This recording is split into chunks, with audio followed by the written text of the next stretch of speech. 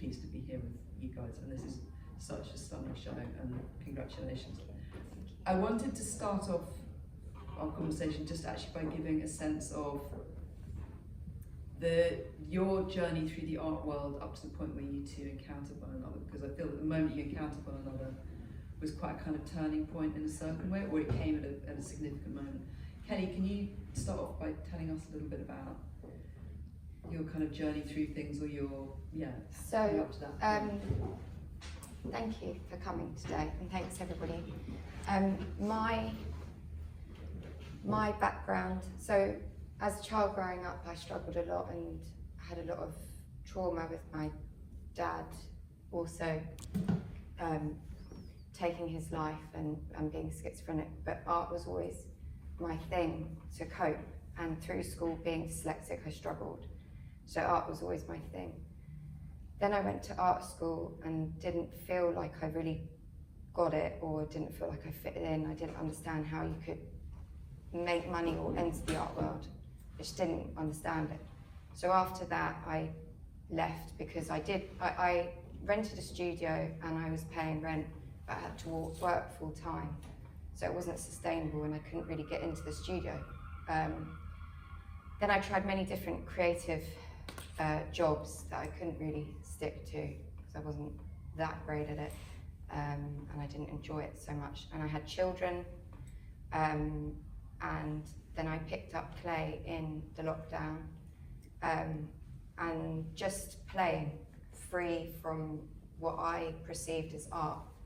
So there was no pressure of this sort of art school, conceptual sort of fine art sculpture that I had done before.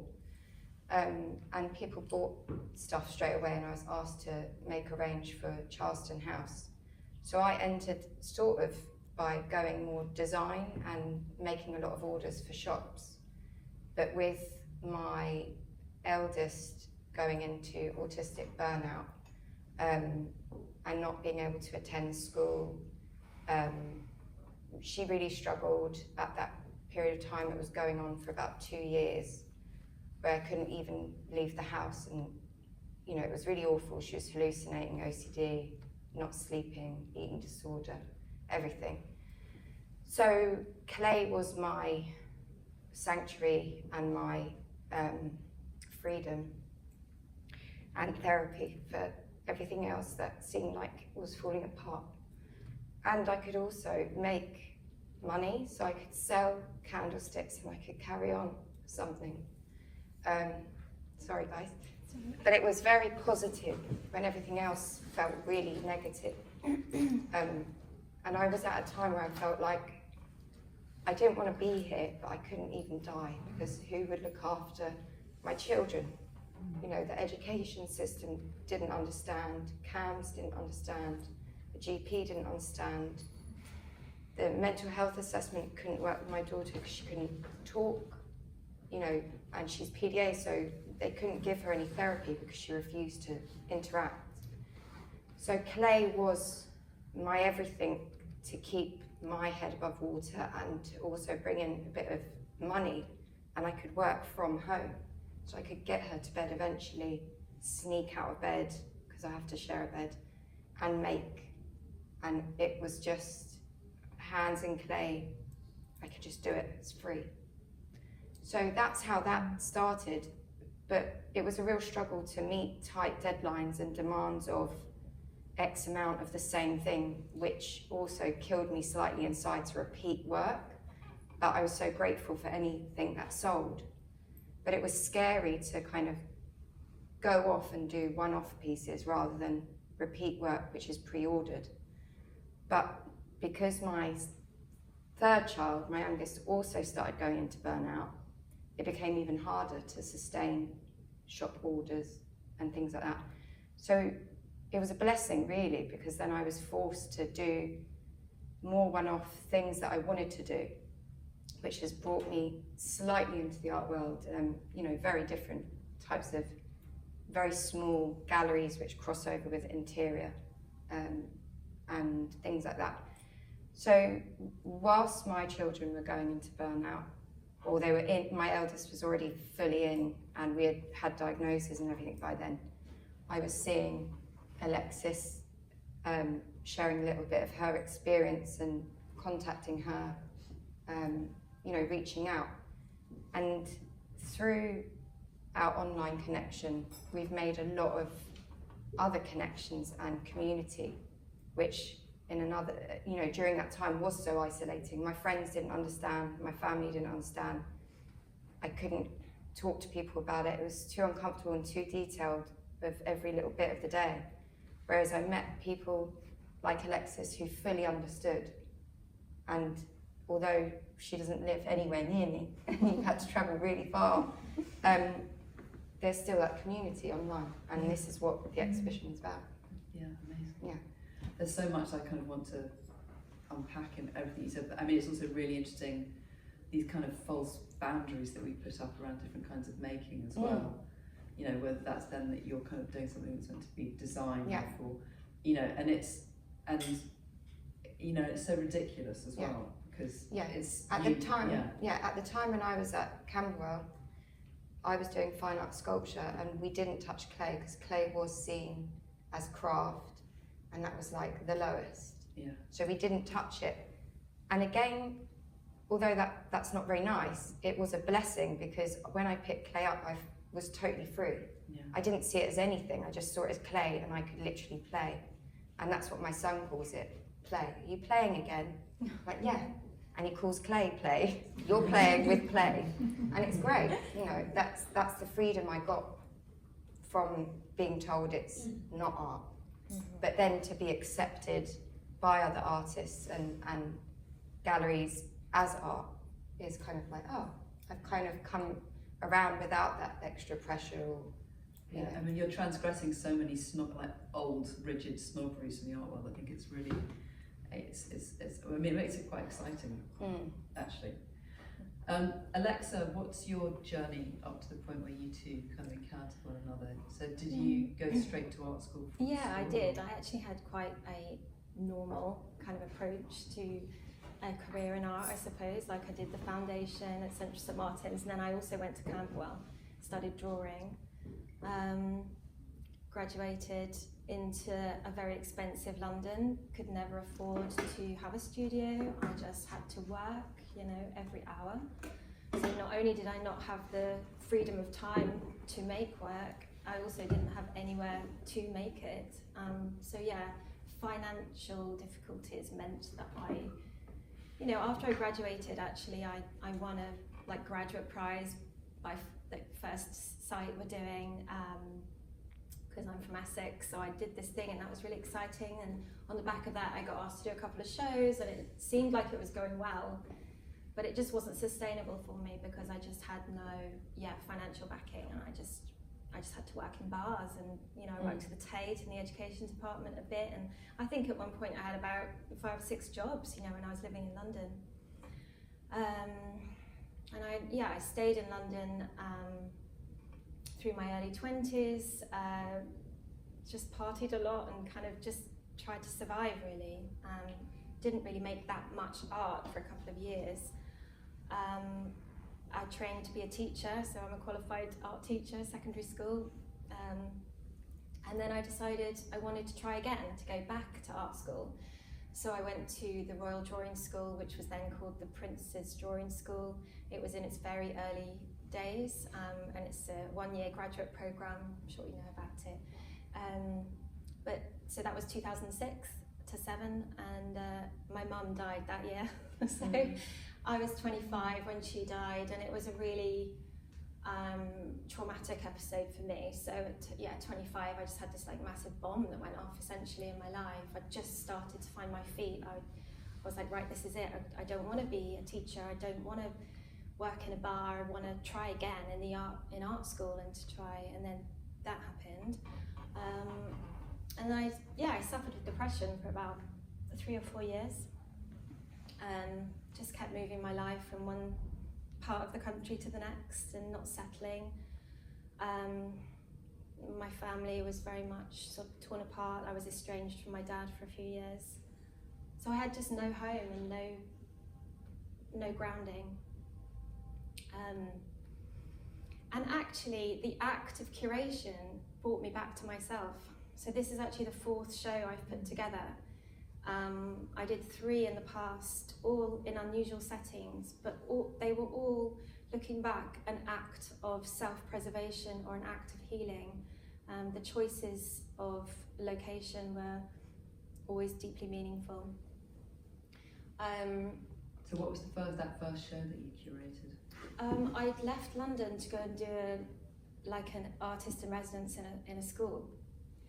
You know, really wasn't that interested, but you know, the artist who did it before me was Ingrid Pollard, you know, so it has quite a lineage. But it was in the time when schools had funding to have an artist to come.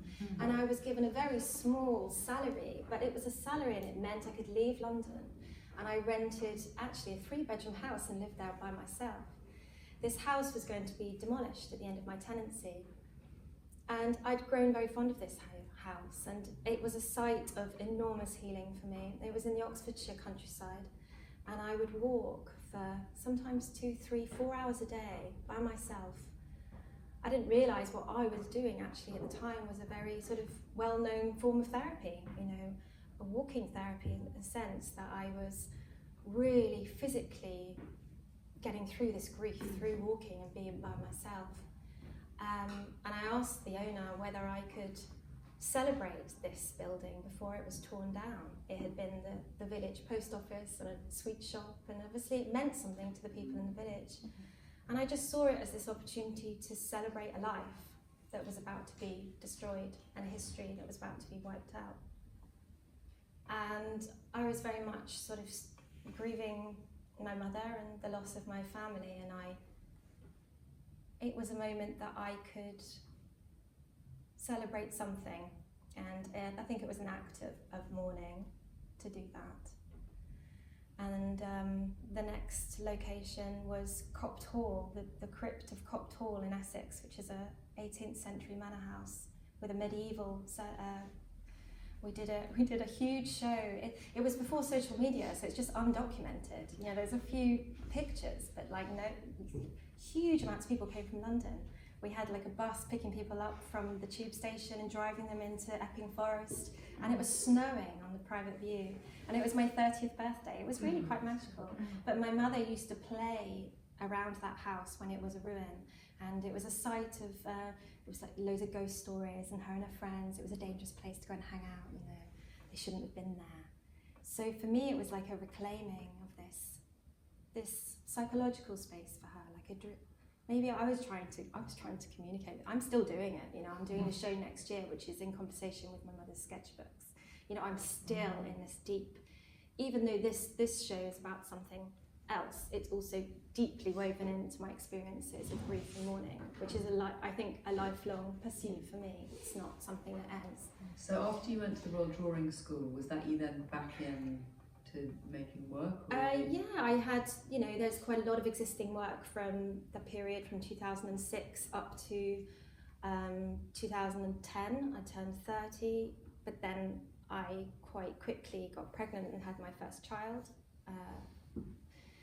And so then I was obviously caring for children. I moved to Birmingham with my now husband. Both children were born in Birmingham. I was very isolated there. He's wonderful, but I had no friends, no support, no parents to help me, no money. I remember, you know, going to Lidl and not being able to buy milk, you know. It was hard. But we kept going. We just, you know, the bond that we have you know, luckily it's been amazing, and we're in a different place now, but it was a difficult few years. So money has always been an issue. You know, so I didn't have a professional studio until I was 38. So then when my youngest child finally went to school, it was 2019, September 2019, and you know what was about to happen. Yeah. So I was like, finally, she's gone to school. I said, sort of, you know, all these parents at the gate like, oh, I'm so sad. And I'm like, haha, no, this is great, guys. Like, I'll see you later, sort of thing. And she, I then got this tiny studio, and I started working. I'd enrolled on an MA program at Plymouth College of Art, because it was my local college. And then of course COVID hit, and I found myself having had a very small taste of seemingly freedom and to have a studio, to then have it taken away felt quite cruel. But of course, you know, it comes back to the COVID as well for me quite a lot, is that, and for lots of artistic practitioners, COVID seems to have been this big turning point, and for me it certainly was, because I was trying to make work, but I was forced back into that domestic space, and I did literally take up the kitchen table. And that's when I started working with household cleaning materials. Like, I was just literally like picking up a scourer and vegetable oil and sandpaper and anything I could get, and like furiously destroying, rubbing out 1980s and 1950s knitting patterns. And at the time I didn't really understand why I was doing it. In a sense, it was a bit like play again, because it wasn't a canvas. I'd been collecting all of these materials, and they were just like hanging around. And as the children, you know, one of them completely losing their mind, the other one sort of getting on all right, but just like in your face that whole time, I just started picking things up and playing. But that has been a completely transformative part of the practice that has developed.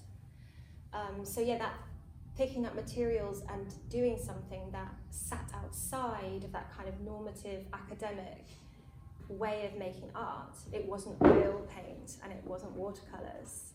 I was literally removing ink with whatever I could find. Was transformative, and but then my youngest child hit burnout. Same diagnosis, same thing. You know, and again, it's a very hidden thing. So, you know, you've got a child who's top of her class, super clever, being pushed academically, so popular. All the girls want to sit with her at lunch, to a child that is completely withdrawn from life, and trying to understand what that is. And I really struggled for at least 18 months, and I was pouring my heart out into Instagram. And at the time I didn't have like a professional gallery who would possibly ask me not to do so. But then I started making these connections with these other women who, and not only women, there were a couple of men along the way who certainly messaged me and said, not just about as parents, but there was somebody who'd had a sibling growing up and it felt exactly the same, and they wanted to let me know that you know, it must be so hard. And that's in that space where Kelly, you know, it was just a DM message. And immediately there's a space to share what for lots of people would be very difficult to hear. There are confessions of behaviour and how hard it is, which for most people's ears is extremely uncomfortable and alarming, whereas it was a safe space that we could share with each other. And we would just remind each other that every day is different, and maybe tomorrow will be better. And at the time, my daughter didn't have a diagnosis, and I didn't fully understand, but it was exactly the same issue. And you know, Kelly and I and the other artists in the show are very aware of having to do things very sensitively around the children, because it's their history and it's their life. So the framing around this show was very much about how that sustained caregiving feeds and develops a practice rather than it being the difficulty. Because for me, it has created my career, in fact. The fragmentation, the difficulty, the having to come back and back and back, created the removal, the layering, the building, the destroying, the determination to keep going, has all been fed by that complicated experience of caring.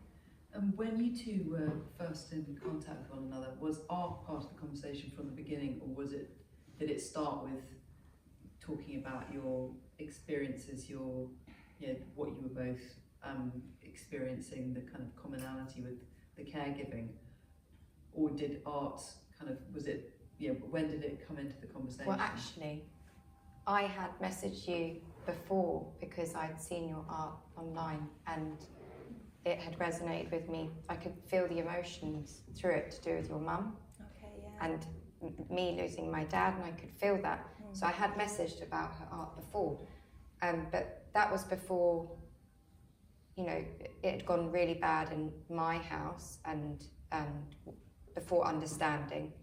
And then we kind of, when we did really communicate, it was just on really caregiving and feeling isolated and lost because even professionals can't help.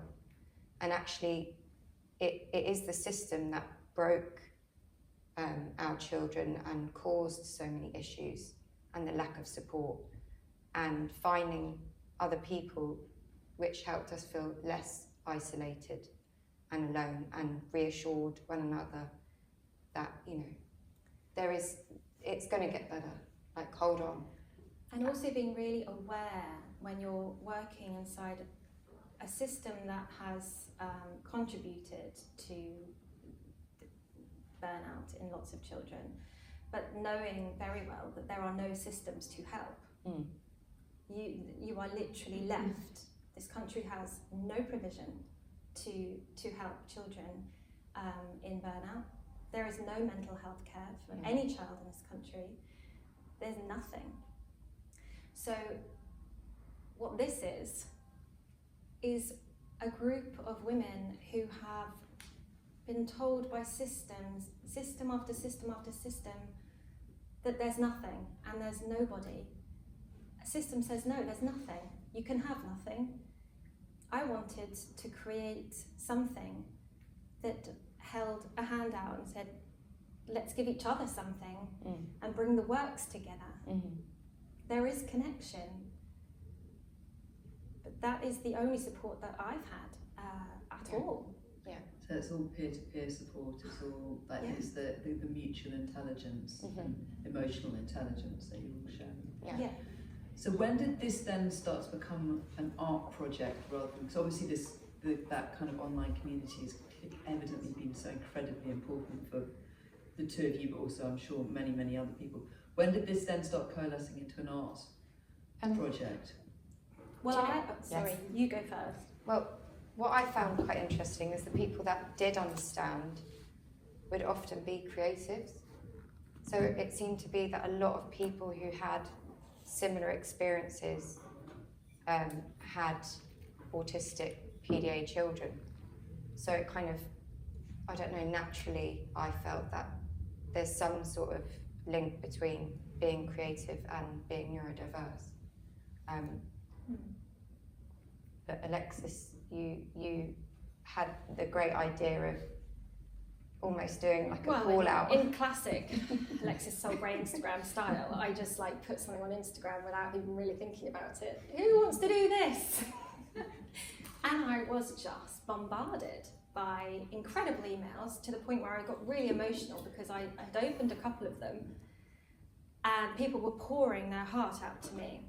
And I realised what I was doing was not okay, and actually I took the post down because I didn't have the capacity to read everything and respond appropriately. So I took it down. Originally, actually, I had proposed to do a duo show with Kelly, with two galleries, who had not taken me up on it, not from the strength of the work probably, but for different reasons. So I'd sort of seen our work together for some time. There was something in maybe the way that I am slightly more vocal in my experience, but I think the words are there in the work for Kelly.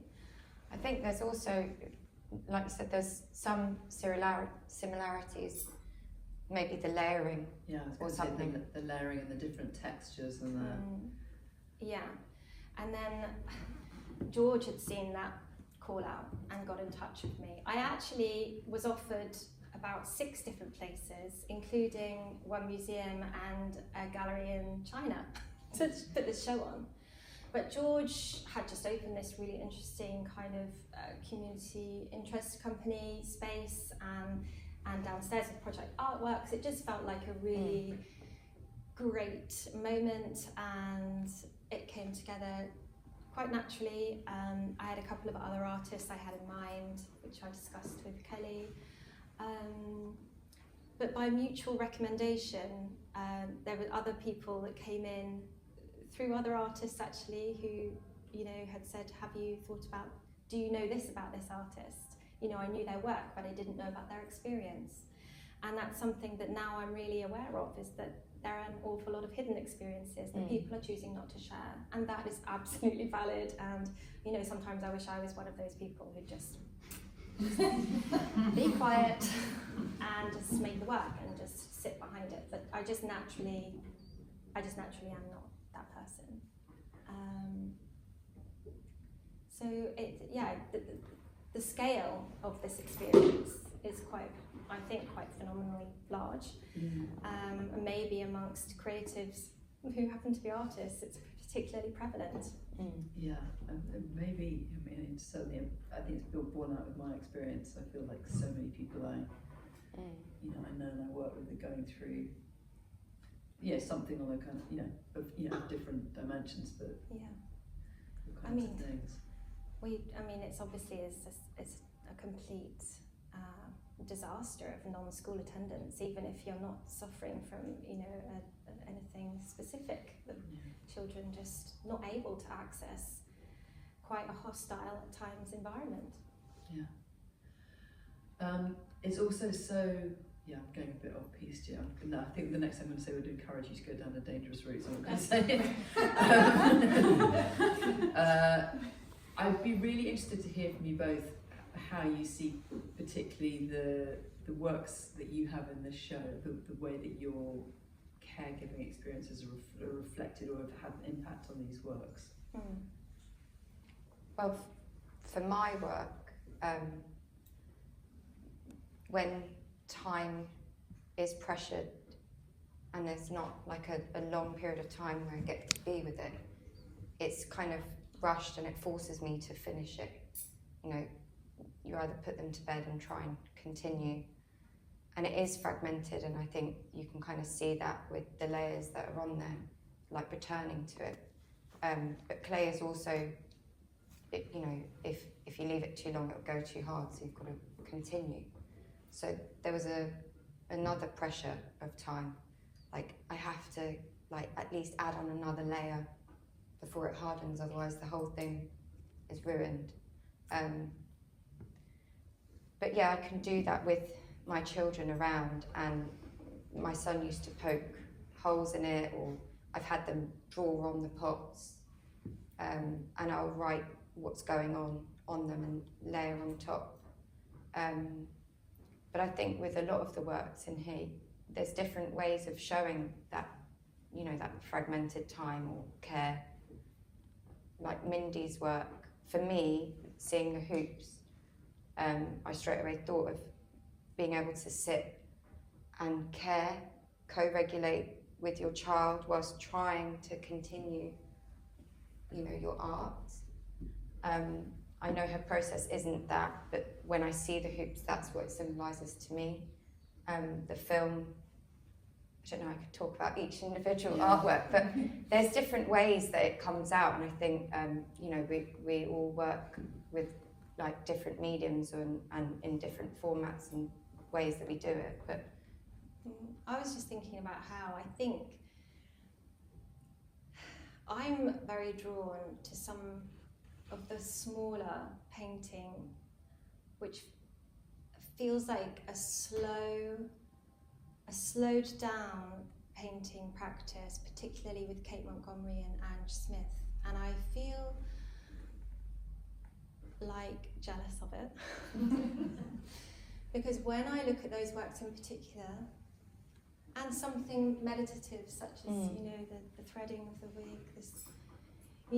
a film like that takes slow planning and great contemplation, and I feel like in particular with Kate and Ange's work, I see them in my head as calmly sat at an easel even if it's 15 minutes, that calmness and the reduction of scale is something that, as somebody who wants to find more solace and slow making and slow thinking in my own practice, I think I'm particularly drawn to that as a kind of act of self-preservation, in a sense, because, you know, I've got 2 large paintings here, and the pain I've gone through with both of those paintings, they're not relaxing.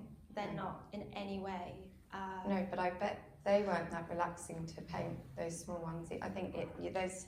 No, I envisage that it is relaxing, which is why I'm drawn to them. In my head, there's a romantic vision of the small painting on the easel in a calm room. Okay. But But you know what's interesting? I know that's not the case. Yeah, but our art is calming. That's calming for our nervous system, even when it's at the difficult point where you're like, and you're feeling anxious about it or you're rushing. It's still that's for me anyway. That's my like peace, and having to be calm when there's a full-blown meltdown and trying to de-escalate, you know, the PDA nervous system, being really, really calm, and you can't fake being calm because they know, they pick up on it. Yeah. So you have to really just be calm. I'm so fascinated also by you both talking about play and the transformative effect that play has had on your work. You dived into it a little because you talked about it quite comprehensively. You just touched on it a little bit. How has that play then fed into the works that we're looking at? I was just thinking about that actually. I think for me, I was born out of like studying at Camberwell and feeling very much you can't be a painter. You're not a painter. I'd never been to a private view in my life until I was like, I don't know, 35, 38, even older, maybe 40. I wasn't interested in the art world. I didn't know what it was. So to be a good painter, I sort of pushed it away. And I think that element of play originally came in the removal, but also in collage. You know, but in the paintings now that I'm making, it's an acceptance of something that's fragmented and something that's not perfect. And the fact that, you know, I've always been extremely camera shy and I don't really like public talking or certainly being filmed. You're very good at it. Yeah, you are. Well, I've had a couple of years of quite a lot of practice, but before that I would have been sort of a shivering mess and probably crying, you know. Like me. You did it just a tiny bit, it was wonderful, but just that it's an acceptance of things sort of collapsing outwardly.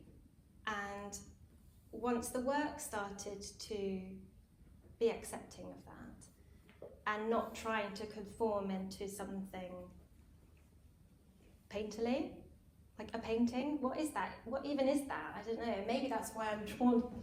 I'm like, oh, the slow paintings and the, you know, I'm always, I say this all the time, I'm always trying to make a good painting, but invariably I always have to accept something that is outwardly exploding almost.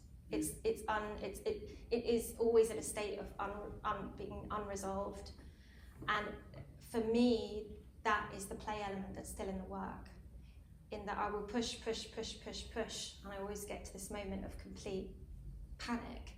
But I've realised that that moment of panic is where the work will flip at a moment and find a resolve, but it's never how you might think it's going to be, or it's exciting for me, but it's like a mapping, but that journey with the work is this constant state of play where I feel like I don't want to go into the spiritual. It's like it's like you're talking to more. There's other things happening whilst you're making work, and like you're playing with something coming through. Yeah. Because what you're describing is slow. What you're describing is slow painting. In fact, they're very pictorial works.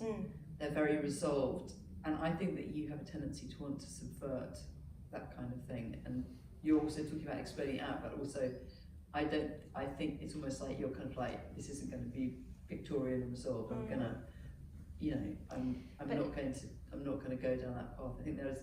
It's become a tradition. If I have a solo show, it's become a bit of a tradition now where I'll have one resolved pictorial work. And when I had a show at William Hine last autumn, there was one. This sort of the light and the little portrait. And I have a show, 2 works at Lindsay Ingram at the moment, and one of them is a resolved picture. Yes. And just occasionally I'll allow it to be, but I'm always trying for it to be a resolved picture. Okay. But accepting that I will probably nearly always fail. Yeah. But it's not. I understand it's not failure. Yeah, I think this is really harsh language to use around your own work. So I don't think anybody's looking at these going, it's a failure. Cut that bit out, George. But I mean, I was talking earlier about this conference that we had about fertility and maternal loss, and the number, like the language that was around failure was so awful. With constantly people saying, well, I failed to get pregnant, or I failed to do this. It's like, you just can't keep using these words to describe either your body or your art practice, because you're doing something bad to your own head, I think, as well at that point. But you're experimenting and playing, and you're subverting, and you're also allowing things to happen with a degree of freedom as well, I think. Yeah, you're allowing it to morph into what it needs to be, in a way. Yeah, this constant, and as my daily experience is that I'm having to change who I am all the time, this kind of chameleon experience of, one day can be seemingly, well, no day is actually that normal at the moment, but like, one moment it will be fine, or you can't ever predict how something's going to go. The day is never, life is not predictable. It's entirely... And nothing can be planned, and you just have to accept. That's the biggest lesson, I think, of it, is the full acceptance of it. And maybe that's also showing in your work, of like letting go and accepting that it's going to be what it's going to be. Yes. So I've got 2 kind of final questions which really lead on from this, actually. One is, I think I'd really like you to speak to all of the artists who I think will be watching this, who are maybe at the beginning of the journey that you guys have been down, and whether you have anything that you'd like to tell them. And I think what you were talking about the unpredictability, just the kind of, you've been clearly such sounding boards and fonts of wisdom and support for one another. Just if there's things that you've learned over the last years, it doesn't need to be like a comprehensive package of things, but just like a few things that people might be able to take away, that might be able to... Yeah, I think when you were last here, we had the dinner and the opening, and you popped up to my studio. I've now got a studio, so it's the first time that I'm working away from home. And you were like, when it's bad, you can't leave the house. When there's too much struggle going on, you're really needed 24/7. And the desire to be being able to have those hours and period of time focusing and working. But then there are large times. So I got my studio in like January, but I couldn't work in it for months. But you forget about that, because then suddenly I'm in it for a month, and you had wanted to go back into your studio, and there's times where you really can't. But it's that sort of, there will be periods for these parents that it feels impossible, or you can't see it changing, but it does change. And you had said that to me before when I was struggling, like, help. You're like, remember, eventually it will change, and you will get your time to create. And even little bits, if you can do it at home, just don't give up. For me, it's a form of therapy also. But so many other parts of your life are part of your art practice. So, reading, watching a film, going for a walk, writing notes in your phone. It doesn't have to be like, I've always struggled a bit with the sketchbook. Even though I have so many of them, they're all like half finished and discarded, you know, put away. Because I find I'm not a very linear thinker. My brain really does this. It all comes together, but I'm not a planner and I can't do that. But I think, it's funny, I think I remember hearing Jenny Saville saying that, you know, you just have to keep going, even if it's just like the tiniest amount of work, to be engaging somewhere in your practice. And I think when, you know, for example, there was a 2-year period where I was making tiny little drawings, like on a Sunday afternoon when my husband would take the kids to the park, or like to the zoo if I was lucky, a few hours rather than one. And I made one painting in 2 years. But that painting, I still have it. And it was this kind of mascot, or I worked on it for 2 years, you know, and I'm so pleased I still have it. But just the smallest, tiniest thing, but it doesn't have to be sculpture, it doesn't have to be a textile, fibre-based art, whatever you see yourself as being. I think a creative practice is so much more than that. Yeah. And I wish I could have taken the pressure off myself, you know, that kind of harsh language that you identified. I've had that said to me so many times in my life. It's okay. And actually, I have a show, my first like institutional show next year, and it's called The Failed Paintings.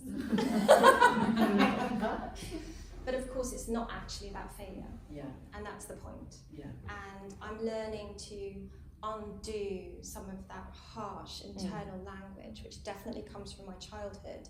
And you know, I cared for a child. It was not an unhappy place, but I think it was very drummed into me as a woman that I should be this, I should be that. You know, I should be really skinny, and I should always be beautiful, and I should, you know, if you're not making loads of money from something, why would you be doing it? Yeah, and I wish I'd not learned those negative internal voices, and I'm still learning to unlearn it, but I think tiny moments of practice are building a structure and giving you a strength for the future. Yeah. And it will come back in ways that you don't expect. And actually, that one painting I made over 2 years, of course, I was rubbing it back, reworking it, removing, reworking. And some of the marks in that painting are there in the work now, but I couldn't identify that at the time. I had no idea.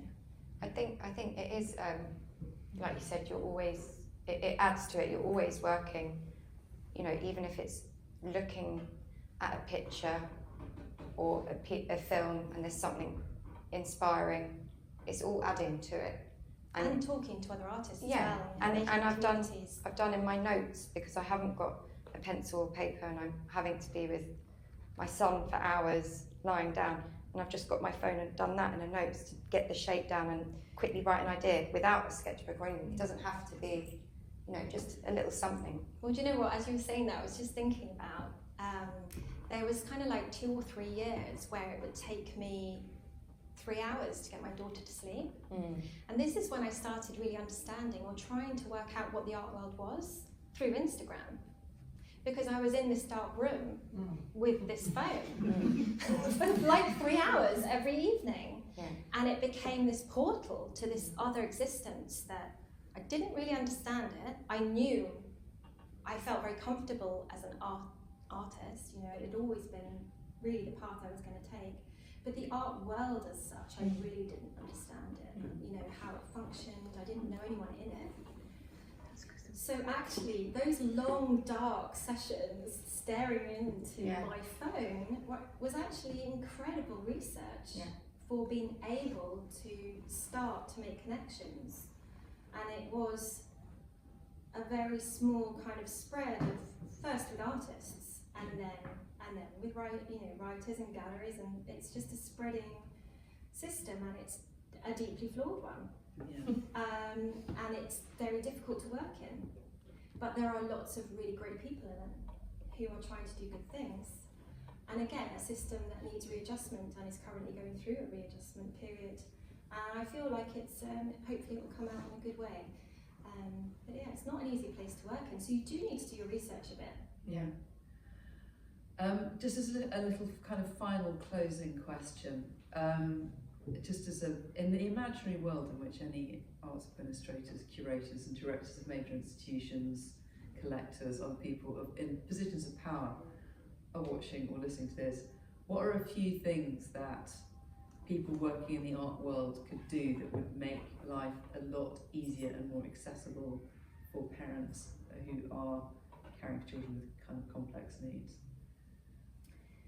Well, one of the things that I'm really proud about with this show, and something that I spoke about on a podcast that's not come out, I did The Extraordinary Creators with Kerry Han recently, and it's coming out early June, but something I spoke about in that, and I think it's really big takeaway from this for me, is a more democratic programming. So there seems to be this kind of like funnel system in the art world where you have your super emerging artists, and then as they get higher and higher, you see the same names all the time, the same artists. And what I'm really proud about in this is that, you know, as an example, we have an artist with an MBE, we have an artist who's represented by Hauser and Wealth, and we have an artist who's barely shown, and everything in between. And I don't think I've ever been to an exhibition where I've seen one of Hauser and Wealth's artists facing another artist who has shown very little and is entirely emerging. For that, I'm really proud, and I think thinking about a more democratic, inclusive programming, look, it's hard because it takes time to research, right? So it needs more research time to go a bit deeper. And I think the way to do that is to speak to artists rather than curators. They know loads, academics, curators, heads of museums, gallery directors, but it's actually the artists who will know another artist, who knows another artist, who's dealing with this, who's doing that, who's seen this work.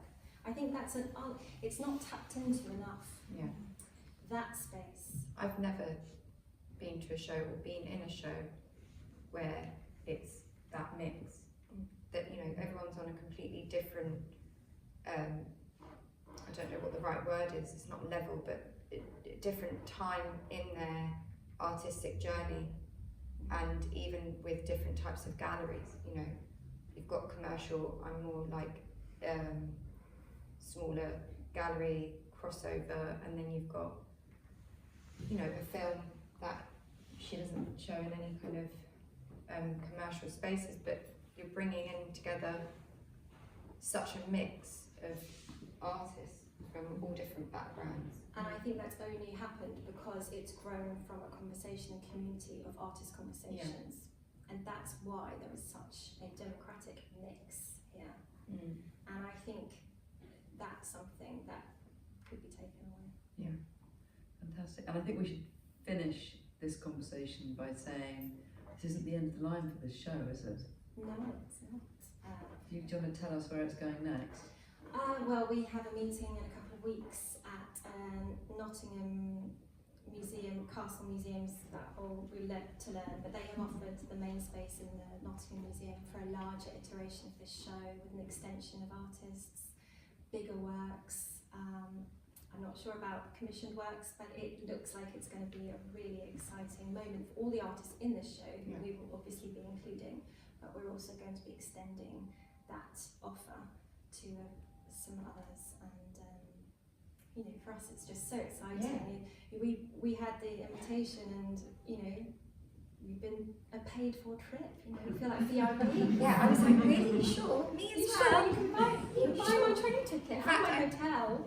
Alexis did ask me to co-curate with her, and I'm like, are you sure? I think it's the thing is about being a curator. You know, I don't come from a curation background. For me, it's more about community. Community, yeah. Okay, so the word curator, I see it as a sort of quite a loose sort of term, you know, like an artist curator is different from an academic curator. Mindy Lee also works as a curator at Life Arts, and you know, we all have different takes on what that word means. But I've lost the thread of what I was saying. What was I saying? About your fantastic show, it being about community rather than it being an academic piece of curation. Yeah, and I think that's where it can sit on its own and have its own kind of personality as well. Because I don't want it to just fit into the kind of show that I've seen. You know, like all the big artists who've got the blue chip representation, and then a few older artists who are probably dead or nearly dead. I just want to have something that's a bit more alive and like growing organically. Yeah. And can take up space. And the work is really strong. The work is really strong. You don't have to be with a blue chip gallery to have a museum show, and you shouldn't have to be. No, it's very true. Because those gatekeepers, that space is difficult.